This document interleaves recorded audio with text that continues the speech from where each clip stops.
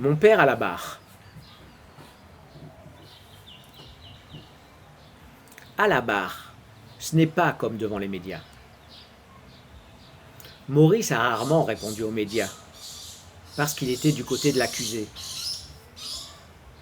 Chacune de ses interventions aurait pu être mal interprétée. À la barre, c'est pas pareil.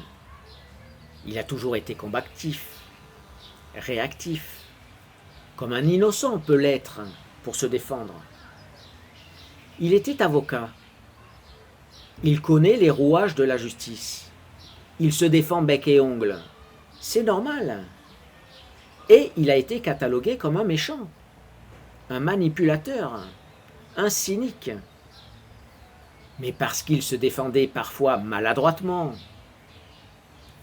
C'est un mec sur la sellette, pressurisé par la justice, et qui peut faire des conneries de communication. À de multiples reprises, il a eu des comportements maladroits, des comportements de gros cons. On le lui disait avec Guillaume et François. Maurice, parfois t'es un gros con. Il faut que tu fasses quelque chose. Et rapidement. Alors oui, Maurice est parfois un gros con. Mais ce n'est pas un assassin. À Nice, il n'est pas abattu. Il a presque 70 ans, mais il est encore en forme. Il porte un costard. Pour ceux que ça intéresse, la façon de s'habiller dans un procès d'assises. À Rennes en 2014, pour ces mêmes personnes, il n'a plus de costard.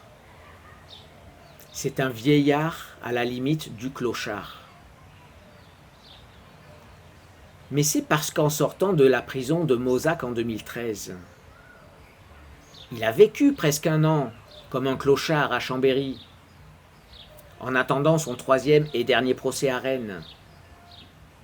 Et tout ça à cause de son fils Guillaume, mon frère, qui avait fait en sorte que Maurice ne sorte pas de prison en liberté conditionnelle, qui avait fait en sorte qu'il n'ait plus d'endroit décent pour habiter, ni d'argent pour vivre dignement.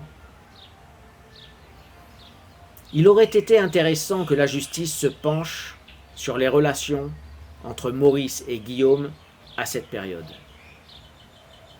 Elle aurait mieux compris les raisons cachées qu'avait Guillaume d'accuser son père.